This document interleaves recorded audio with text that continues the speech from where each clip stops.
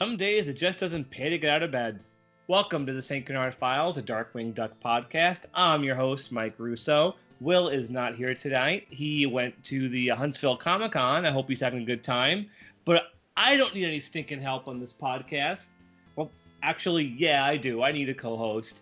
And luckily, I have one tonight who really wanted to be on this episode for a really important reason. So, sometimes you have to have a little help. So, I'm talking to my friend once again, Owen Callais. Welcome back, Owen. Hi, Mike. How are you? I'm doing great. And there's a really good reason you wanted to be on this. You actually asked for this episode a very long time ago. Because who is your favorite Darkwing Duck villain? Oh, good old Liquidator. And he is back for one final time in this episode. So if there was ever an episode for you to be on, this was it. Yes. Out of the 5 episodes he was on. Yeah. Before we continue, I want to give you a moment to discuss Liquidator. Why do you like him? Why is he your favorite? What's so great about him? I always liked Liquidator's powers, I guess, because I always thought, especially in Dryhard, that they're just so extreme, I guess. There's the force of water is just so powerful, and I think in his later episodes, such as this one, he doesn't use it to the fullest potential, but it's such a strong power.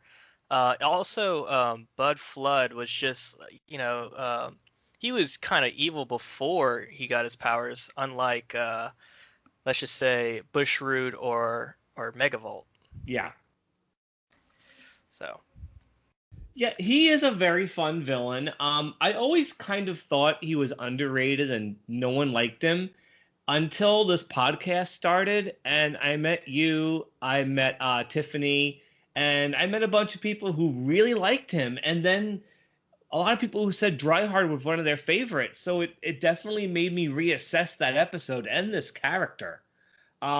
He's never going to be one of my favorites. I mean, Megavolt and Quackerjack and Nega Duck kind of have my heart forever. But Liquidator is still pretty cool, and I totally get why people love him. Unfortunately, since Will's not here, he's missing his final chance to talk about Quackerjack. But I'm sure he won't miss his chance to mention Quackerjack again in later episodes when he doesn't show up, and we're going to miss him. But yeah, this episode is Jailbird. It's a big one. It's a fan favorite. I think it's one of the last really great episodes of the syndicated run, of which we only have 3 more left. It's the last episode with Quackerjack, Bushroot, and Liquidator, like I said. It's also the last episode not to star Goslin, despite a short cameo she's got in this one. And it has a really cool ending. But let's not talk too much about that. We'll talk about that when we get there. Before we go into any more detail, Owen, what do you think of this episode? Mike, I think this is one of the first Darkwing episodes I've ever seen when it played on Toon Disney years ago. Really? Yes. I could be wrong, but I believe so. I think this is one of the first episodes I've ever seen, and I loved it. This is one of my favorite episodes. I want to go so far as to say it's my number 1, but it's definitely in my top 5. What is your number 1? Time and Punishment. Oh, not even. Well, he is kind of in there, but not really. That's not a Liquidator episode, so I'm actually surprised it wasn't Dryhard or something else like that. Yep, I'm not going to argue Time and Punishment though. Yep. That one is fantastic. And funny enough, the one line Liquidator has in that episode came from this one. Yeah. Funny enough. So yeah, I saw this one obviously when it first aired on the Disney Afternoon. I think it's my last really big favorite from that run. The last 3 are okay. One isn't so great. But this is the last Darkwing Duck episode as a kid I actually memorized. So obviously I really enjoy this one. I don't have an air date because like I mentioned, I think it was last episode. The air dates I was giving for these last 5 episodes don't line up with the week. So I'm not quite sure when this was aired. Probably the last week or 2 of May. It's 76th in production order, so 2 from the end. as far as the Disney Afternoon episodes of 78. The story editor on this episode was the first one by Doug Langdale, to air at least. And as far as writers go, it's the last one written by Doug Langdale. He got quite a promotion from writer to story editor, but he didn't write this one alone. This is the first episode co-written by Michael Muir, who would go on to also write on his own Bad Luck Duck and 2 episodes from ABC Season 2. I don't have much to say about this new writer. He was writing since 78, still active. All sorts of random stuff from the 80s and 90s and 2000s. The only other Disney thing he wrote was like 1 episode of Gummy Bears. He didn't write any of the heavy-hitting shows like Tiny Toons or Animaniacs or any of the Nicktoons. Lots of like more obscure stuff.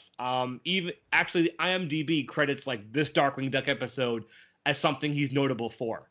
But yeah, this is I love to find out what exactly went on with Doug Langdale and Kevin Crosby Hops, why Kevin left being a story editor and then Doug was promoted, and maybe he started writing this one and then was promoted and Michael Muir finished it. It's possible. I don't know. I'd love to get the info on that. I think it's a well-written episode. There are some issues with it I do intend to bring up. But Owen, what do you think? Yeah, let's get into it. And finally, of course, I have to mention the animation. This is another one done by Hanho Huengup. I like the animation on this one. It has its ups and downs. Sometimes it's a little, what's the word you used for it before we were talking, Owen? What's the word you used for the animation in this one? I used disjointed, but that's from a lack of knowledge on animation. No, I think that's a good one because there are a few scenes that aren't really that well animated, but there were a few of them that are like really fun. This is an example of an episode of Hanho where the characters are really bouncy and rubbery, and there are scenes of Darkwing at the beginning getting beaten up, and he's like, his head's kind of bouncing around like he's a bobblehead, and some of the stuff is really cool in this one, especially, again, the ending. I don't know if it's my favorite Hanho episode, but it's definitely up there. There are other ones they did that are really bland, but this is definitely not one of them. I think the animation has a lot of life to it. And of course, that's going to happen when you put all these supervillains together. The Fearsome Five, that's why we love this one. It's got all these villains in it. But yeah, we've mentioned all of that. We have Hanho Huengup on board. We have our writers, and I think it's time to talk some Jailbird. Owen, are you ready? Oh, I'm ready. How does this one start? You can start this one off. Well, DW and Launchpad are watching television where there's an ad for the Mystic Eye of Quaxacodo. It's placed in the museum of Winky the Clown. And this episode has Frank Welker all over it. Like, he does at least 5 different characters, and he does Winky. I don't think we ever see Winky again. But yeah, there's Winky the Clown. I don't really know how to describe this guy. Yeah, it's Winky. It starts off kind of funny, like the narration's very serious, and you know it's Frank Welker because it's definitely that serious Frank Welker voice. I'm a fan of the show Futurama. Are you familiar with it? Yes, I think I've seen the first season of Futurama. Yeah, this is the voice Frank Welker does for the character of Nibbler, like very serious, and he does that, and then all of a sudden the voice changes to Goofy, like a goofy clown voice right in the middle of the dialogue. So yeah, Winky the Clown is going to be at the museum with the Mystic Eye, and he says if you come see it, you'll get a free cat polisher, which sounds very inhumane. But, you know, whatever. So Darkwing decides to go guard it all by himself. Who gets the short end of the stick in this episode, though? A certain pilot. Oh yeah, Launchpad, yeah. Yeah, what happens to poor Launchpad in this one? He wants to help, but Darkwing says no. He could do it all by himself. He wants to do it solo. Isn't that a little bit out of character for Darkwing? Yeah, I think so. I mean, again, I like this one, but I think what this episode's trying to do is push this everyone needs help moral. So to do that, Darkwing has to be a bit of a jerk in this episode. And I find it odd he wouldn't want his sidekick to come with him. Yeah. Yeah, and so go on. Oh, I was just gonna say his ego really shows in this episode. Yeah, he has a really big ego. I mean, yeah, it's just he's just guarding an emerald, but you'd think he'd want the company at least. Yeah. So he gets to the museum, after he totals the rat catcher. So he definitely could use a little bit of help. But he goes to the museum and he gets rid of the guard. The guard, again, is a Frank Welker voice. Sounds a bit like Fred from Scooby-Doo. Huh. That's how I knew it was Frank. So Darkwing pushes the guard aside, actually pushes him in the elevator, sends him on his way. And as Darkwing is standing there talking about how great he is, who sneaks into the museum through the window? The Fearsome Five. Right behind him. He's in the foreground talking, and the 5 of them come in from the background. It's actually pretty funny how casually they do that. Yeah. In fact, they're actually stealing the eye as he walks past them, caught up in his narration. He's narrating, he goes, "Hey, how's it going, guys?" And goes back to narration. Yeah. So another, it's a slight issue with this one is he beats these guys really easily. Yeah. Like every single time he goes up against them, whether it's Justice Ducks or Negaverse, when they're combined against him, they beat him really easy. But that doesn't happen this time because Negaduck sends each one individually after him. We'll go in order. First is Megavolt. How does the fight between Darkwing and Megavolt go, Owen? Well, Megavolt shoots the lightning, and Darkwing reflects it right back at him. And there goes Megavolt. Like 1-2 punch, Megavolt's gone. Yeah. Next is Bushroot. Bushroot says a plant's got to do what a plant's got to do. So we get vines coming out, go to attack Darkwing. What does Darkwing do?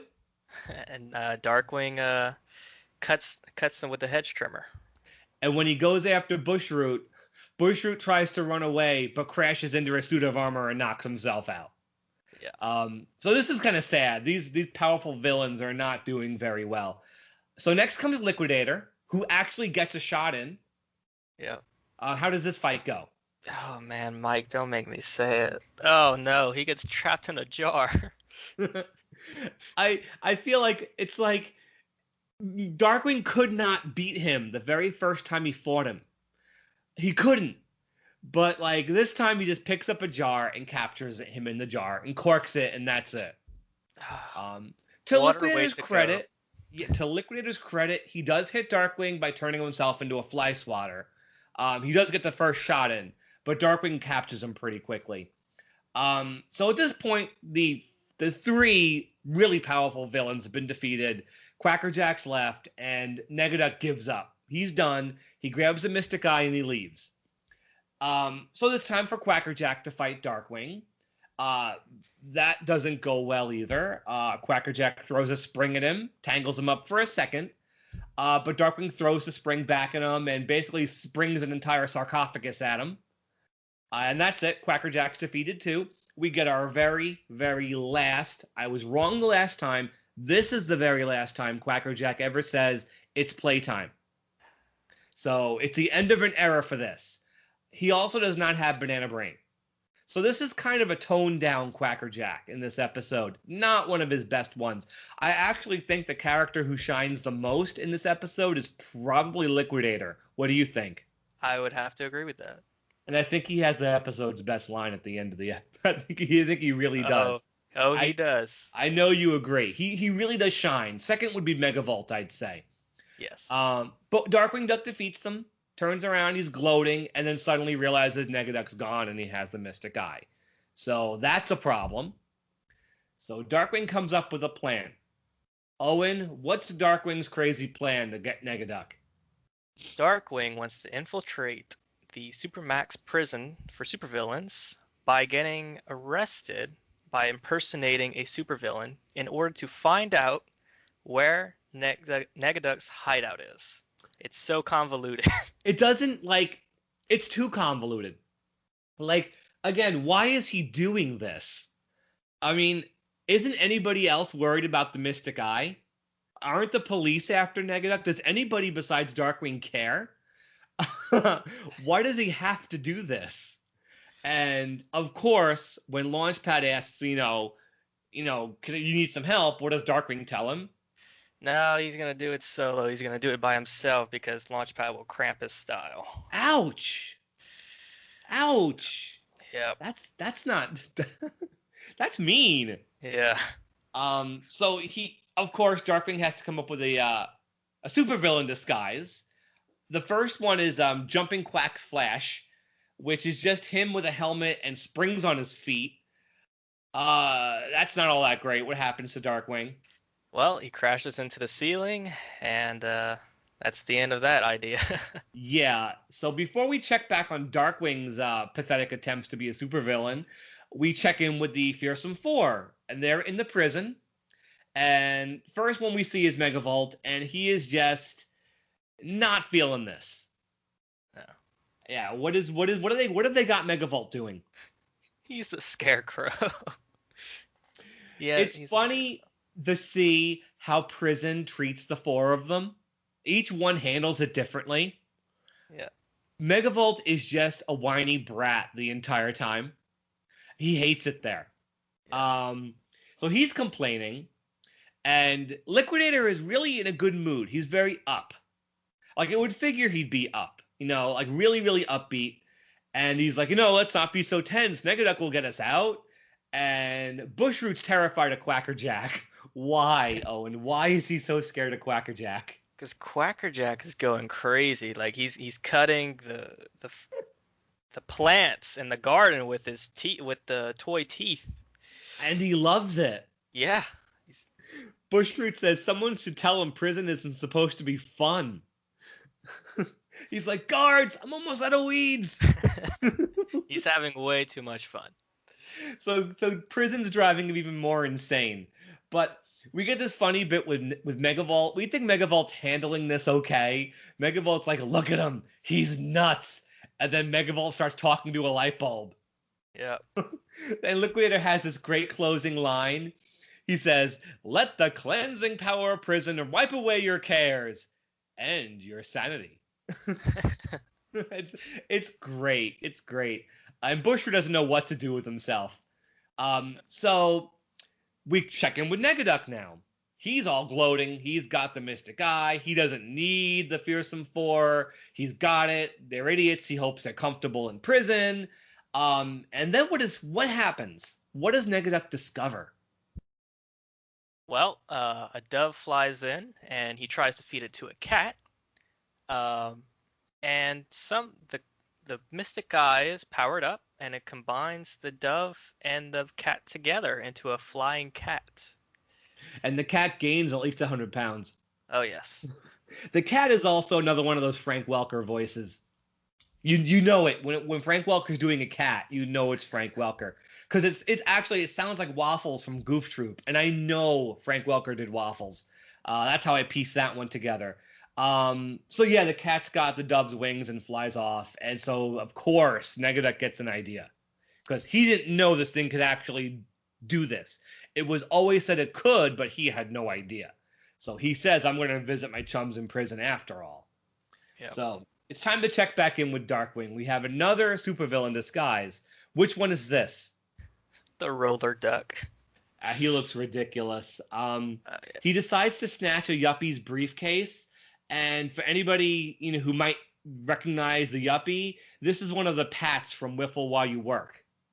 Unmistakable. When he tries to snatch the briefcase, his tech doesn't exactly cooperate. What happens? The rocket shoots him up into the air, and he comes crashing down. He's going, nice rocket, pretty rocket.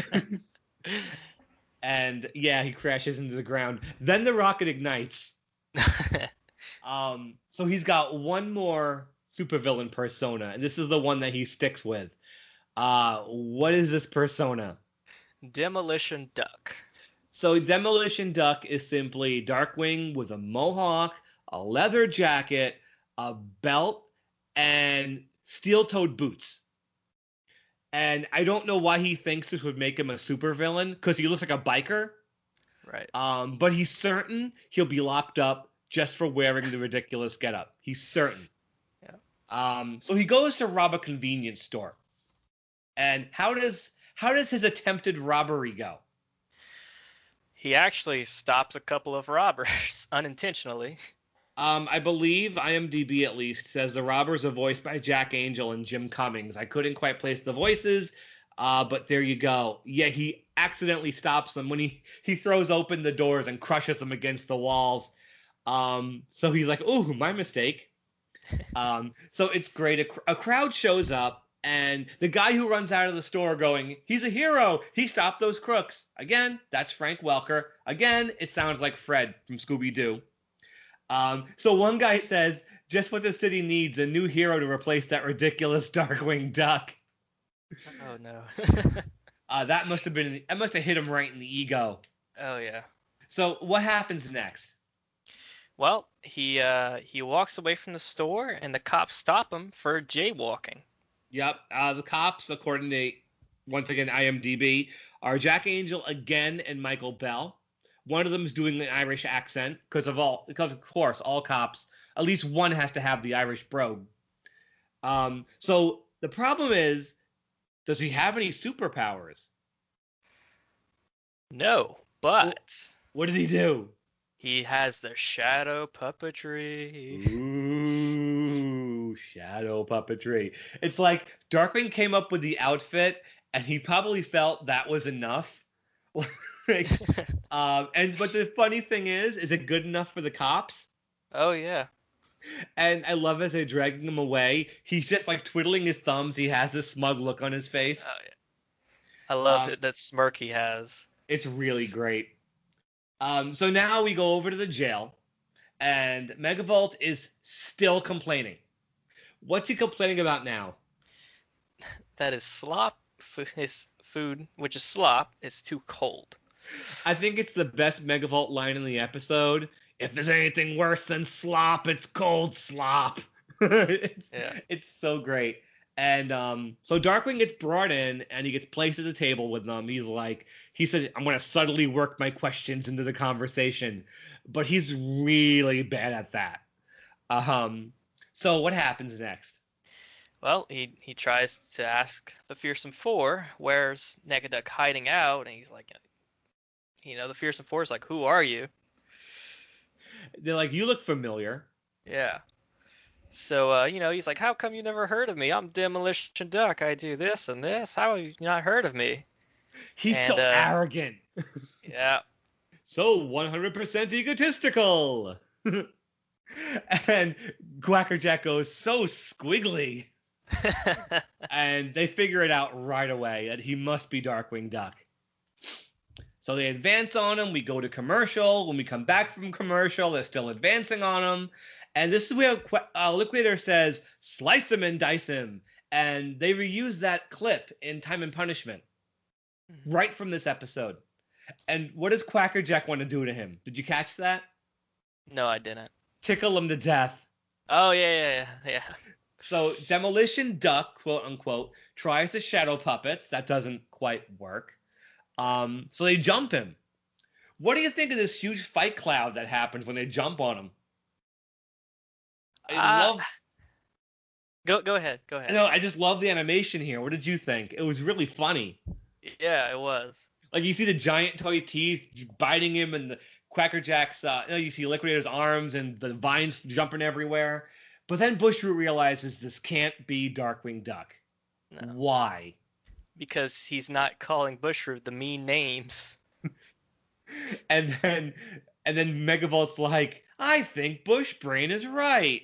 Quackerjack's like, "Yeah, good thinking, Melonhead." Even amongst other villains, Bushroot can't get a break. I know. I feel so bad for him. It's a sad life being Bushroot. So Darkwing decides the only thing left to do now is to find a doctor. Yeah. So now this is my question about this ridiculous maximum security supervillain prison. There are no other villains there. Like, there's nobody else there except these four villains. Also, they've done nothing to contain Bushroot and Liquidator. They can pretty much do what they want. Right. Or even Megavolt still has his powers. What's stopping them from leaving? Nothing really. Absolutely nothing, because the next scene you see them outside cracking rocks, and Megavolt's blasting rocks with his electricity.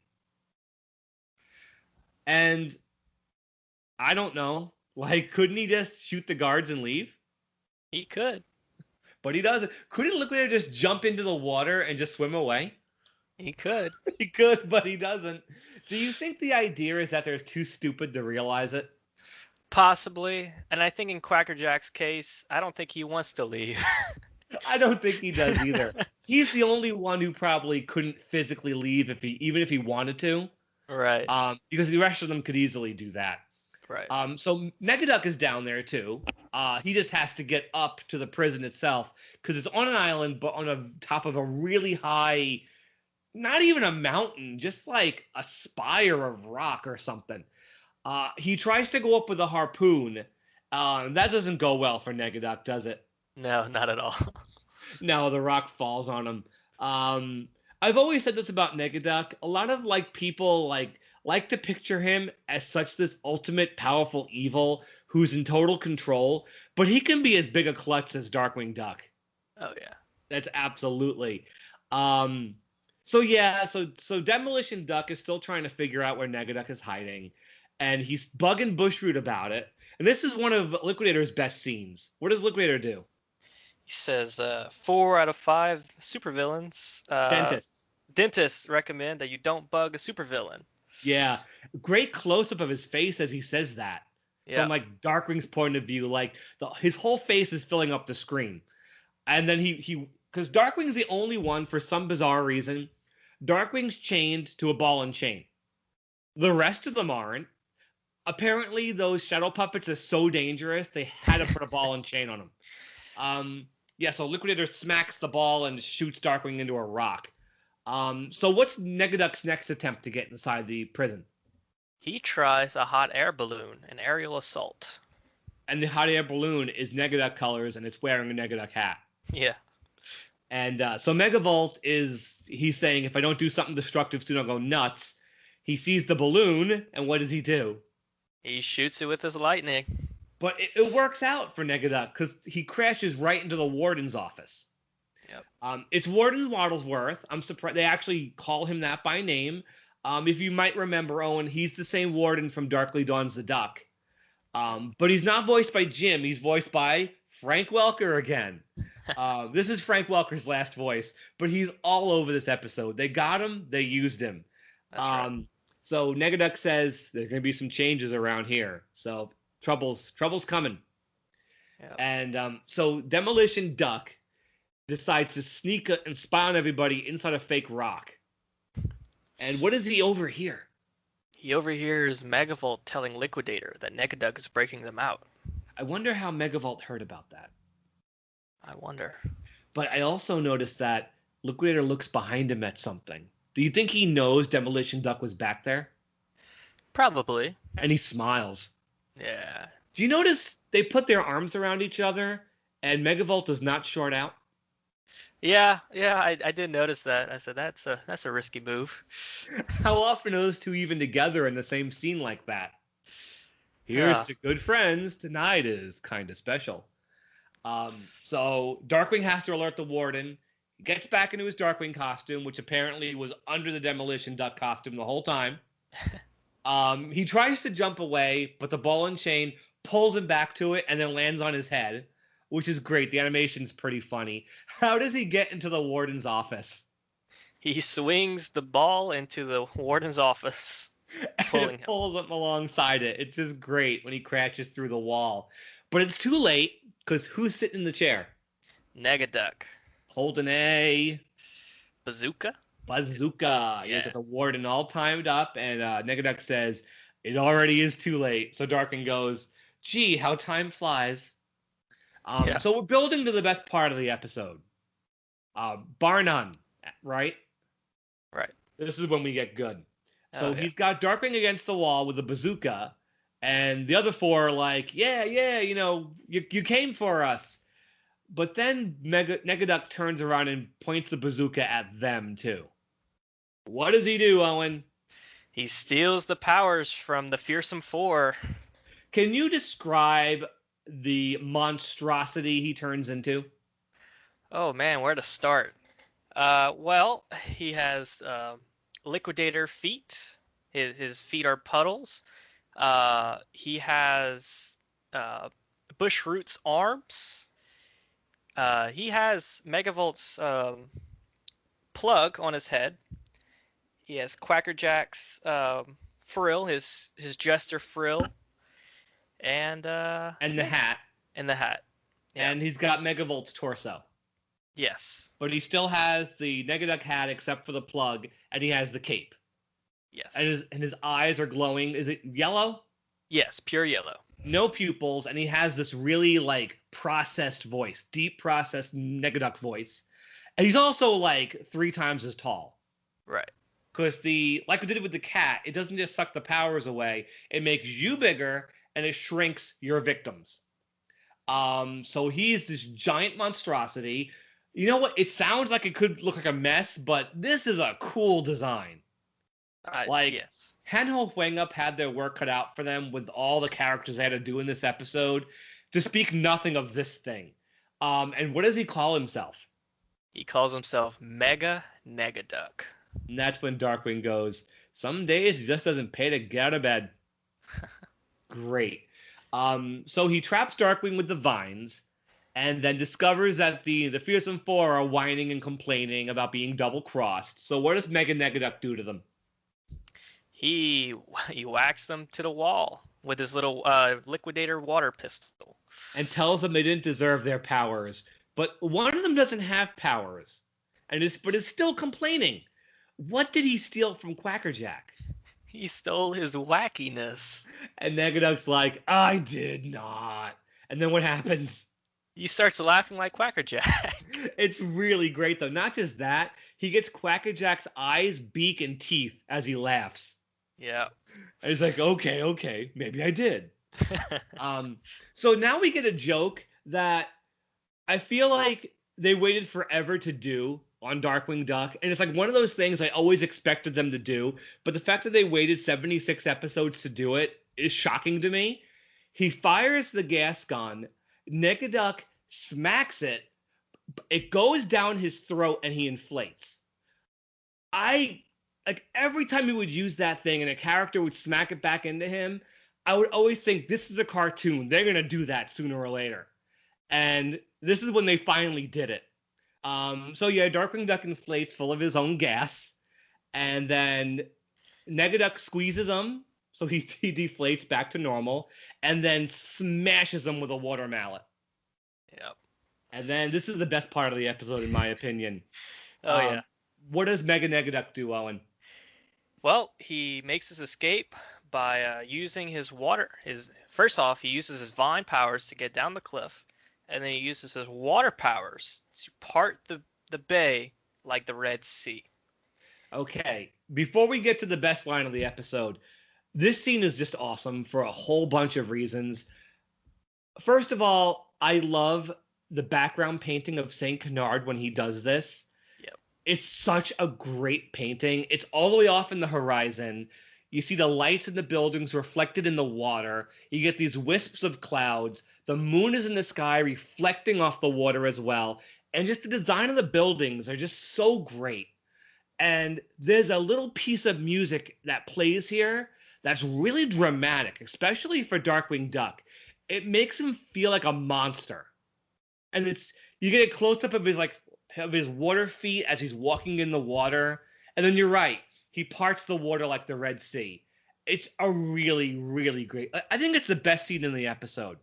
Yeah, I would have to agree. But what does Liquidator say? He says, "Hey, say, how come I never thought of that?" How come I never thought of doing that? So yeah, the 4 of them have to figure out how to stop Mega Negaduck, and there's only one option here. Who they have to team up with? They have to team up with their rival, Darkwing Duck. Boy, this late in the series, the villains are teaming up with Darkwing Duck quite a bit. Yeah. So they pull him out of the hole in the ground he's been stuck in, and they're like, Darkwing, old pal, why don't we team up? And Darkwing's yeah, wait, who has his? Wait a minute. I think Liquidator's very last line in any Darkwing Duck episode is, in trouble? Need professional help? Call Darkwing Duck. With that, Liquidator has no more dialogue in the rest of the episode. So that's the end of his, that's the end. That's no more Jack Angel as Liquidator. So that's a shame. Yep. And so Darkwing at first says he can handle it on his own, but he's so punch-drunk he can't even talk. He calls Nega Duck Niggy Wigs. I can handle Niggy Wigs handled singly. Yeah. But he realizes he does need the help, obviously, because Mega Negaduck is laying waste to St. Canard. What is he doing? He is zapping the buildings. He is flooding the streets. He is heating up the water with his electricity. He is running the vines through the buildings. He is just absolutely running amok in St. Canard. And he's laughing like Quackerjack. Yes. Yeah, he's taken over. He said if he had their powers, he'd take over the city in 5 seconds flat, and he just did. So Darkwing is rafting down the boiling river in the middle of St. Canard, and the other four villains are just depressed, drinking tea because they have to use the hot water. Quackerjack's very last line in any episode is, "We're just trying to put this hot water to good use." And Bushroot's very last line in any episode is, "Weak? Hey, if he has our powers, I bet he has our weaknesses too." So with that, the three of them are not going to talk anymore in Darkwing Duck, and I have something I need to say about that, but I'll wait. Okay. And so Darkwing realizes, let's get cooperative and turn Mega Negaduck's powers against him. Owen, this is your favorite episode with Liquidator. This is one of your top 5. Discuss how the final fight goes. Well, so this is called Operation Achilles Heel. Good name.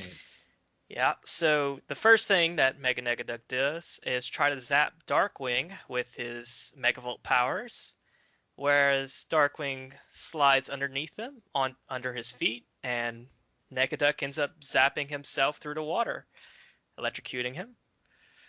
So that was a Megavolt foil.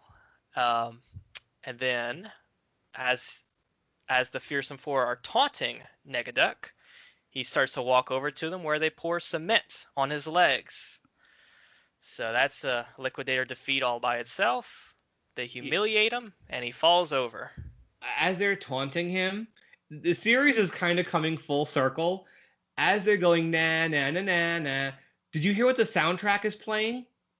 It's playing all the way back from Beauty and the Beat. Reggie's a veggie, Reggie's a veggie. It's playing that, and they're going, na, na, na, na, na. So do you think the na, na, na, na, na is a Bushroot weakness? Yeah, I think the humiliating, yeah. Yeah, I think so too, especially because they use that music. So yeah, Negaduck falls over, drops the Mystic Eye, and Darkwing decides, like a complete idiot, to balance it on his fingers. What happens? Well, it breaks and gives the Fearsome Four back their powers. Yep. And they decide, since they did such a good job working as a team, let's team up against Darkwing. And they're going after him, and how does this episode end? Well, Darkwing says he called a little backup where Goslin and Launchpad show up in a Thunderquack and throw a net over the Fearsome Four. Why is Goslin in this episode? That's a good question. I mean, I'm glad she's there. Like, hi, Goslin. One shot literally with her in it. But would you say this is even an episode where you'd even count her being in it? Not really. So this is the last episode with no Goslin then. Since we're stating it now, this is the last one without her in it. From now on, she's in every other episode. But I'm sorry, Owen. What the heck is a net going to do to stop these guys? Especially Liquidator. Yeah. Yep, I know. You can't freeze him. You can't turn him to gas. You can't do anything to him, but you can stop him with a net. Yeah. I don't know what's worse, doing that or just tying them up and throwing them in the brig from Darkwing to Bloom. I was about to bring that up, yeah. I think that one's worse because they're just tied up. Yeah. But yeah, they just drop a net on them, and then Darkwing says, like I always say, it always helps to have a little help sometimes. Of course, that's what he always says, right? Oh yeah, for sure. None of this would have happened if he had just accepted help. But that's the end of Liquidator, Quackerjack, and Bushroot. They're done. We are never going to see them again. Yeah. And I'm sorry, that's a gigantic shame. Yeah. Especially since we've gotten so much of Quackerjack and Bushroot. Yeah, I like Liquidator, but he was only in the 5 episodes. I feel like the fact that these guys did not show up in ABC Season 2 is almost criminal. Yeah, I agree. Like this is how it ends for these guys. I mean, Megavolt gets off okay. He gets 3 episodes next season. That's pretty good. Nega Duck gets 1. I would have liked more. But you know what really burns my biscuits? To reference a later episode of the show. The fact that Quackerjack's Time Top shows up twice and he doesn't. Yeah. But you know what? If this had to be the last episode, I guess it's okay. We got them as the Fearsome Five one last time. And we got a pretty cool ending out of it. You know, not counting the ridiculous net. Right. So let's start rating this one. I'm going to let you start since it's one of your favorites. How many gas gun canisters would you give this episode? Well, I'm going to go out and give it a straight 5 out of 5 gas gun canisters. Why is that? I just feel a sense of nostalgia to it. Like I said, it's one of the very first episodes I've ever watched. It wasn't the first, but it's one of the first I've watched. It just felt very grand in scale. I think, Mega Negaduck was probably the most powerful enemy that Darkwing has ever faced. In terms of power, and I think the addition, there's so much going on, such as like the Fearsome Four and their little subplot. They learn to work together. In the beginning, they hit Darkwing individually, and then they're making fun of each other, like Melonhead and Bushbrain in the cafeteria lunchroom, and now they're working together. I think that was kind of a subplot that a lot of people don't realize at first. But I always liked that aspect of the episode. I just thought it was a very well-written, well-animated episode with my favorite characters for some of their last episodes. Awesome, Owen. I can't go quite as high, but I'm still going to go really high regardless. I'm going to give it a 4.5. I think the little issues I have with the writing bring it down a little bit for me. There's so much setup that I wish we could have gotten more Mega Negaduck. Yeah. Like, I wish that would have happened, like, midway through Act 2. Because they really rushed that ending. Yeah. Like, the last confrontation up on the roof goes by so fast. I think they could have done more with this whole thing. But it's still a really fun episode, getting to see all these villains, many for the last time, sadly. I think the Demolition Duck stuff is hilarious. It's really funny because it's so stupid. Yeah. And the Hanho Huang Up animation is fun. Like, it's not dull. It's really entertaining. And it's just a really fun episode. I can't deny so many people love it. And man, Mega Negaduck is just so damn cool. Yeah, he is. So I got to give this one a 4.5. Why don't we rate Mega Negaduck? He's kind of his own villain. He's not really Negaduck anymore. So let's rate him too. Okay. Why don't you go first with that one? Well, this might sound a little weird, but I'm going to give him a 25 out of 5 because he is 5 times the villain with all their powers, I guess. How come I never thought of doing that? So, yeah. But in all seriousness, I'd give him a 5 out of 5. I would do the same thing. I really think, like, if you asked me, pick like the one shot, like crazy, like giant villains, like super villains to pick, it would be him, Paddywhack, and Bulba as the Steerminator. Would be like the big 3. I'd agree with and that. The design is just fantastic. Like, they were just careful enough to put all those pieces together and not make it look overwhelming or just a mess. And that great pitch down Jim Cummings voice is really, really great. The yellow eyes. I just wish he had more screen time, because that bit in the jail of him breaking out and parting the sea, it's just really well done. But then they beat him so fast because they only have like 30 seconds left in the episode, and they have to rush through it. Yep. And I'm kind of surprised someone hasn't tried to bring this back. Like, this is something they could have brought back somehow. I wish they could have. But yeah, Mega Negaduck is really cool. I really enjoy it. I love drawing him. In fact, during this recording, I've been sitting here doodling Mega Negaduck. Like, any of our friends listening, I don't know, I'll post it on our Facebook group so you can see it. I've just been doodling him all night. Really fun episode. Like I said, I think this is my last like really big favorite of the Disney Afternoon episodes. The next three include one of my all-time least favorites and a couple of decent ones, but like this is the last really good one. Last one I really enjoy. And I guess that's it for Jailbird. I'm happy we finally got to it. I'm glad to finally have you on a Darkwing episode. Yeah, so it's good to be here talking about one of my favorite episodes. Yeah, we've had you on a couple times before, but not for a Darkwing show, so I'm glad we finally did that. And I guess that brings us down to the end of Jailbird. So for anybody listening for the first time, we are the St. Canard Files, a Darkwing Duck podcast. You could find us on all podcast apps, Stitcher, Spotify, Google, iTunes, iHeartRadio, Pandora, Pocket Cast, Radio Public. We're also on YouTube. We have videos up on YouTube as well. A really great virtual panel Will Santana put together last summer during the height of the pandemic. That was really great. And just all sorts of fun things. I don't have any shout outs. Usually that's Will's department. Although I want to thank you, Owen, for being on. I really appreciate it. Thank you. And our very next episode is, unfortunately, we finally hit my least favorite Disney Afternoon era episode. And I don't know if Will likes this one very much either.